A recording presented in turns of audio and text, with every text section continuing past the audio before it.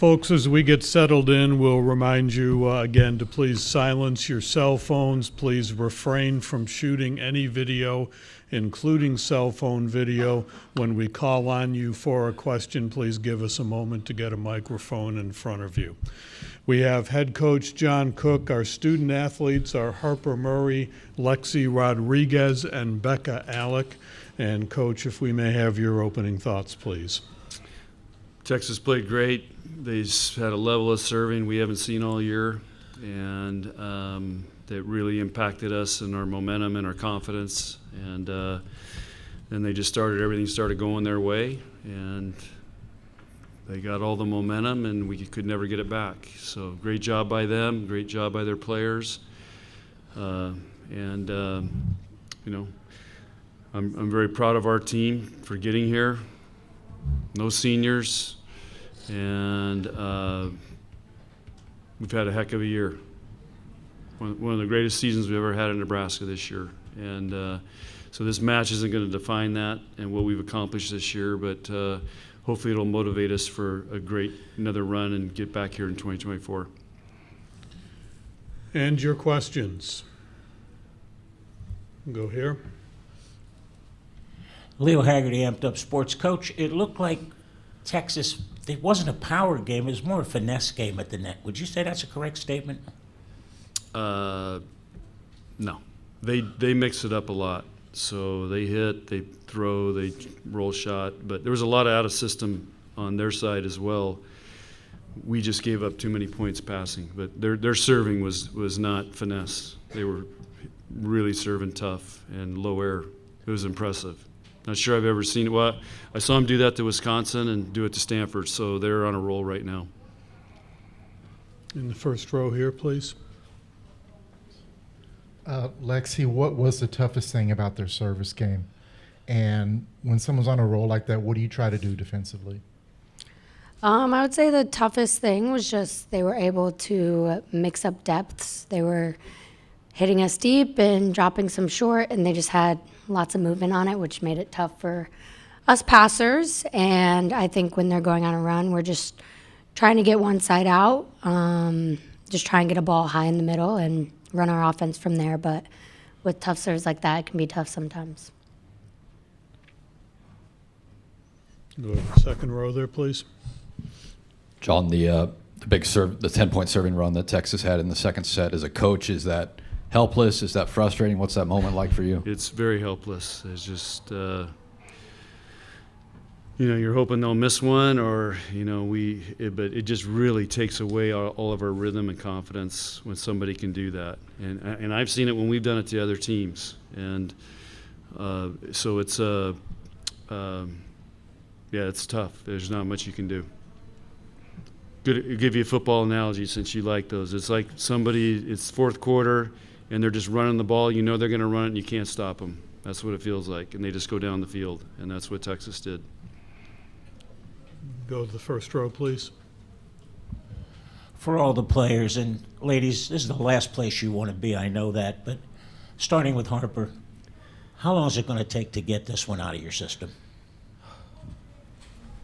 I don't really think it's going to leave my system, so it'll just carry on to next year and make us win next year.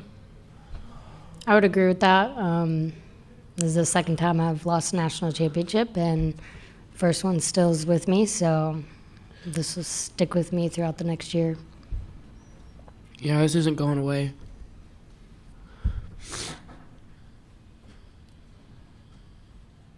Let's go back to the first row here, please. Harper, you guys are such a young team. What did you in particular, and what do you think the team learned from kind of the whole weekend down here and from today's match? That we need to take advantage of serving and passing more. Go to the back row, please. Coach, it was Asia O'Neal that did a lot of that serving and obviously some other things in the match. Could you speak about her, all the problems she presents to you as an opponent? Yeah, I thought we did a pretty good job defending her. They let her take some balls and throw them a little bit, which every ref calls it different. But what you saw there, that's an international player who's playing in her fifth year, who played with the USA team this last year. And at that level, you understand how hard you can serve and how hard you need to serve. And she's implemented that in college volleyball. These guys haven't played with a USA national team and, in the biggest tournaments of the year in the summer. And she's, that's a lot of extra practice for her. And again, we'll learn from that. And again, I want to apologize, but Tampa did a heck of a job with this thing. And these people deserve a lot of credit. And I've seen Nebraska put on some big events, and Tampa has held its own, and the people here have been great. So I want to be sure those people know they did a great job here, and the NCAA did a great job. And this is one of the best Final Fours I've been to. With your question on what did we learn this week, it was a first-class event, and they did an awesome job, and we're very appreciative. Go to this right here. This question is for Lexi as a leader of this team. What's your message to your teammates moving forward? Obviously, this is not the way you wanted this season to end, but what's your message moving forward? We talked about it a little, but we had a really good season up until tonight, and we have things that we can be proud of, and we had matches that we can take to our advantage next year, and we grew a lot as a team. And I just think I don't really have to give a pep talk because I know everyone's going to be very motivated and compete even harder than we did this year to get it done next year. Go to the second row, please. For Lexi and anybody else that wants to chime in, no seniors obviously, but each team is unique. What was special about this team, and what's it like knowing that you're going to be able to bring this group back and build off of this season? I think all year we talked about how this team was special just because of how much drive and competitiveness we had. And I think that stays true. This team was very special, and we worked extremely hard for one another. And until that last point, this entire season, we were playing for the person next to us and playing for the 14 girls that have put in so much work this year. And I think that's going to be something that's special about us next year because it's not just going to go away. It's going to stick with us. Go back to the back corner, please. Coach, looking at the offensive hitting percentage, in addition to some of the other things that you've mentioned, there were some struggles offensively. Anything you can pinpoint that to as you look back at the match? Yeah, it's a 7-letter word called passing or a 7-letter word called serving. So you can take your pick. I mean, it's just volleyball is a hard game when you don't have any rhythm, and we had no rhythm. Passing, and then you lose your confidence. The setters lose their confidence. Everybody starts pressing. They try to hit the ball harder. We're out of system the whole time, and it's a downward spiral from there. It's really hard to get it back once you lose it. And stay on the aisle there, please. Bekka, what you're feeling now, is that a reflection of how you felt about this team this year or something different? No. This is a really great team. And how I feel right now is that's just the price you pay for caring. But no, this is not a reflection of how I feel about this team. I would do it all over again if with the same result with these girls. We go back to the aisle, please, there. Harper, you never know how things are going to turn out, and there's no guarantees. But I've said to people this year, if you don't get Nebraska this year, you better. Do you feel like that? Yeah, I think we're going to win 3 national championships the next 3 years. So. Fuck yeah. Back row.